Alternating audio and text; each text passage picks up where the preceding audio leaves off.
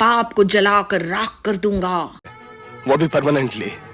इस 7 शब्दों की अजीबो गरीब टाइटल वाली फिल्म की तारीफ में मैं क्या कहूं। वेरी गुड, शाबाश। चलिए कहानी ही सुना देती हूँ आपको, आप खुद ही फैसला कर लीजिए कि YouTube पर ये फिल्म देखना वेस्ट ऑफ टाइम है या वर्थ योर टाइम।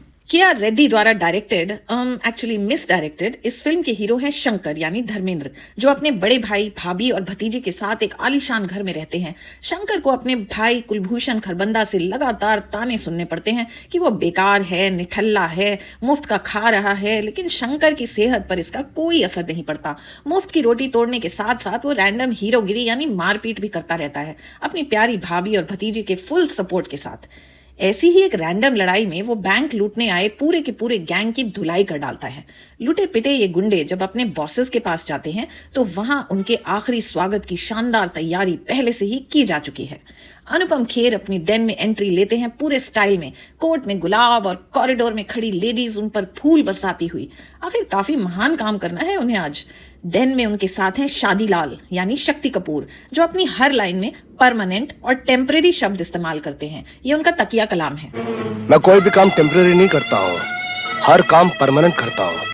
शुरुआत में ही शक्ति अपने गैंग की तारीफ में ऑडियंस को बताते हैं कि असल में हम तीनों एक नंबर के हरामी, सुअर और लुटेरे किस्म के आदमी हैं। अरे पर अपनी बेस्ट क्वालिटी तो आपने बताई ही नहीं। ये बेहद क्रिएटिव हैं। देखिए ना क्या दी एंड प्लान किया है अपने पिटे हुए चमचों का। प्लीज एक बार माफ कर दो, माफ कर दो मुझे, ऐसा माफ कर दो।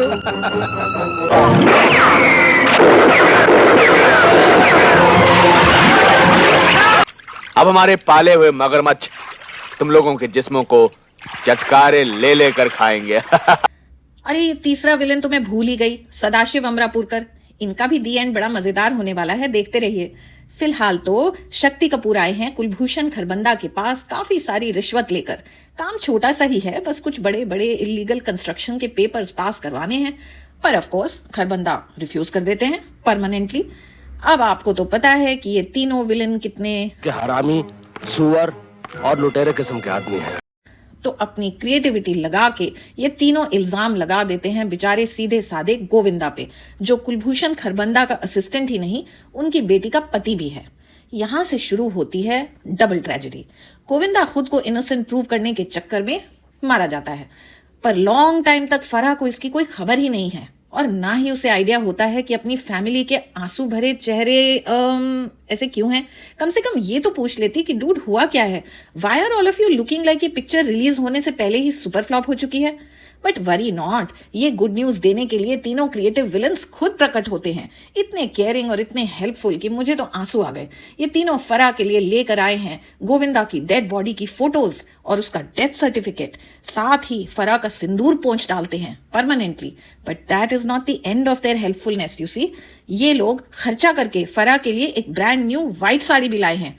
दिखाया तो नहीं, पर शायद उसके नाप का ब्लाउज और व्हाइट पेटीकोट भी लाए होंगे, क्योंकि नेक्स्ट शॉट में फराह पूरा विधवा वाला आउटफिट पहनकर ही प्रकट होती है। इतना ट्रॉमा बर्दाश्त करने के बाद बेचारी फराह क्या ही करे, इसलिए जहर खा के आती है। वैसे इस वक्त तक ऑडियंस का भी कुछ ऐसा ही मन हो रहा है। अब ये सब कुछ टू मच हो चुका है, इसलिए धर्मेंद्र फॉर्म में आ जाते हैं। वो मैं बताना भूल गई, somewhere in the middle of the film पता चलता है कि वो इतने भी निकम्मे नहीं हैं, बल्कि एक सीबीआई ऑफिसर हैं। अचानक अपना आईडी कार्ड अपने भाई के सामने फ्लैश करके वो ये राज बताते हैं और 1 सेकंड में भाई की आंखों का तारा बन जाते हैं। यही है दुनिया भाई, क्या करें। वेरी गुड, शाबाश। तो हाँ, अब लेना है धर्मेंद्र को बदला, एक नहीं 2 बदले, गोविंदा का और अब फराह का भी। तो प्रॉब्लम क्या है, विलन्स को एक एक करके क्रिएटिव स्टाइल से खत्म ही तो करना है। मतलब इतना ही इजी था तो पहले ही कर देते ना permanently. But this film is bent on showing us creative ways to kill and now it is Dharmendra's turn to get creative. अगर वो मगरमच्छ यूज कर सकते हैं तो हम क्या स्नेक्स ऑर्गेनाइज नहीं कर सकते। ये लो, एक बार नहीं 10-10 बार बेचारे सदाशिव को डसवाओ। कितनी जोर से हंस रहा था जब इसके चमचों को क्रोकोडाइल्स चटकारे ले लेके चबा रहे थे। अनुपम खेर को तो 2 किलोमीटर तक मोटरसाइकिल पर चेस करो, फिर फांसी का फंदा डाल के मगरमच्छ लोग का डिनर बना के परोस दो। अब बचे शक्ति कपूर, शादीलाल, जो फिल्म के लंबे आग वाले टाइटल के हिसाब से राख बनते हैं। पहले वो छत से लटकाए जाते हैं, फिर उन पर गंगा जल की जगह शराब छिड़काई जाती है और फाइनली वहीं लटके लटके उनका परमानेंट अंतिम संस्कार किया जाता है। पाप तो जल के राख हो गया, लेकिन पता नहीं ऐसा क्यों लग रहा है कि दिमाग का दही भी हो चुका है।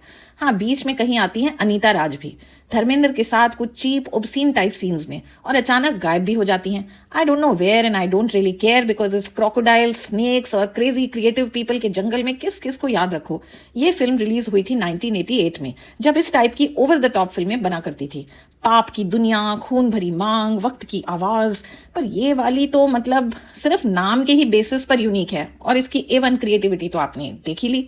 Finally, if you are still watching, and I won't blame you if you are not, इस फिल्म का म्यूजिक दिया था रविंद्र जैन ने। ऑनेस्टली मैंने सारे गाने फास्ट फॉरवर्ड कर दिए, तो मुझे नहीं पता कैसा था music. You can't blame me, right? Very good, शाबाश।